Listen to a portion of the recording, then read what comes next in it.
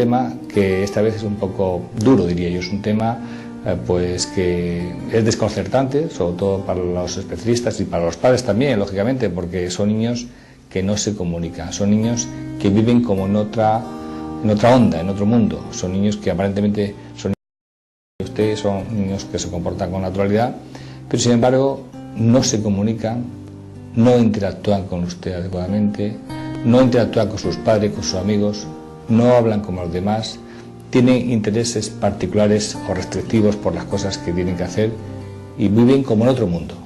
Estos niños son niños autistas.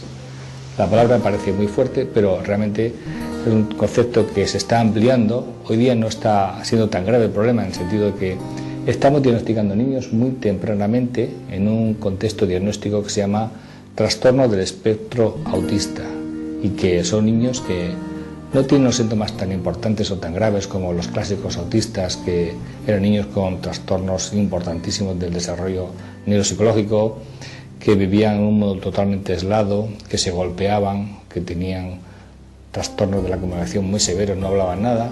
Ahora vemos niños que, sin embargo, pues aparentemente son niños normales de entrada. O sea, son niños que son raritos al principio, en el sentido que no se comunican, empiezan a tener conductas estereotipadas, movimientos raros, entre comillas, balanceos.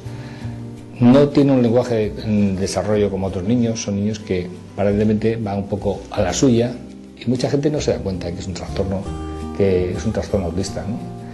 Pues lo que tenemos que hacer es hacer un diagnóstico pronto y hacer una intervención temprana, y vamos a ver que los niños van a mejorar mucho.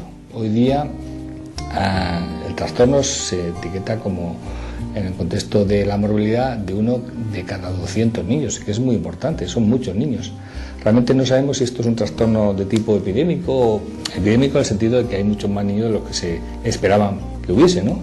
Pero sí estamos viendo muchos niños que, por algún motivo que no sabemos muy bien por qué, presentan estos síntomas muy precozmente. Pero no hay que asustarse, no hay que pensar que un niño con trastorno de espectro autista va a ser un niño gravemente enfermo que va a tener una limitación muy importante, aunque a veces sí que pueden tenerla, naturalmente.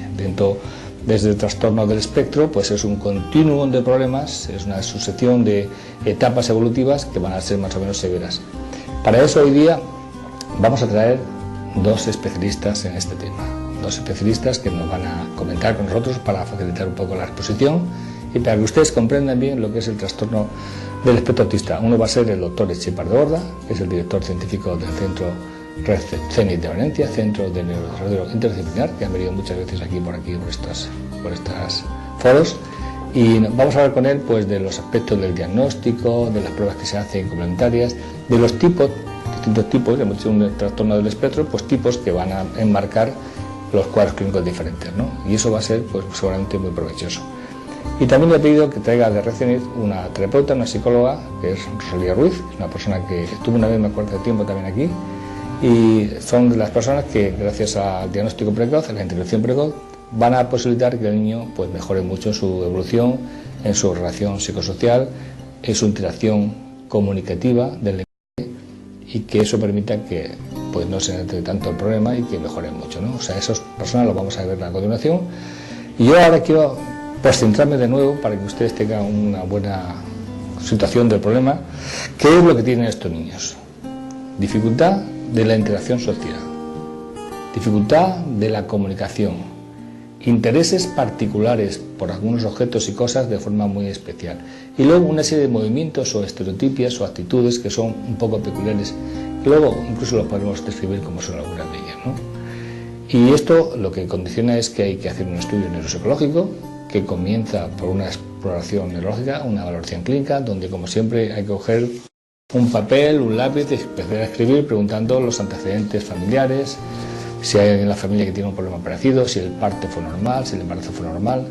Curiosamente, todo va a ser normal la mayoría de las veces, o sea que no vamos a encontrar una patología. La exploración neurológica a veces sí que, en los casos que son asociados a enfermedades, vamos a encontrar pues que tiene algunas anomalías en la piel o en la morfología del niño, o algo que nos hace pensar en otra patología asociada.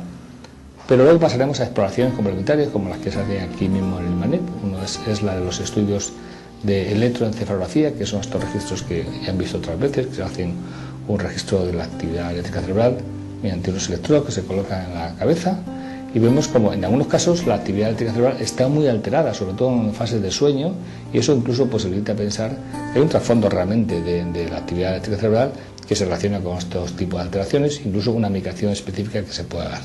Luego comentaremos la medicación, ¿no?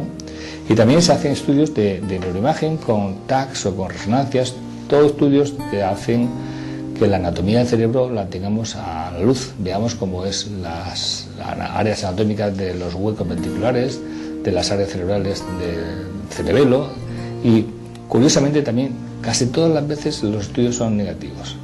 O sea, que indica que la disfunción de los trastornos del espectro autista es un trastorno todavía oscuro. Se supone que hay una base genética que está en el trasfondo de ellos, donde hay un polimorfismo de muchos genes implicados. Hay una predisposición, pero no sabemos por qué. En algunos casos el síntoma se desarrolla mucho más. Todo esto nos deja, como siempre, sorprendidos, porque a veces en medicina y más en neurología pues no sabemos muy bien por dónde vienen las cosas, sabemos a dónde van a ir, sabemos cómo tratar de prevenirlas o intervenir, pero no podemos decir a los padres el por qué su hijo es autista. Sinceramente, a veces no podemos decirlo. Y además es bastante sorprendente, porque a mí es una de las cosas que más me conmueve más, porque son niños que pues nacen normal, van normal, y poco a poco empiezan a manifestar esos síntomas que al principio no parecen preocupantes. Uno casi a veces no quiere ni oírlos hablar de ellos, no quiere concienciarse de ese problema, pero cuanto antes vayan al neurólogo, por lo menos para quitarse la duda, para saber si un niño tiene un trastorno del desarrollo psicológico, trastorno generalizado del desarrollo, que puede estar escondiendo un trastorno del espectro autista en su evolución un poco más tardía a largo plazo.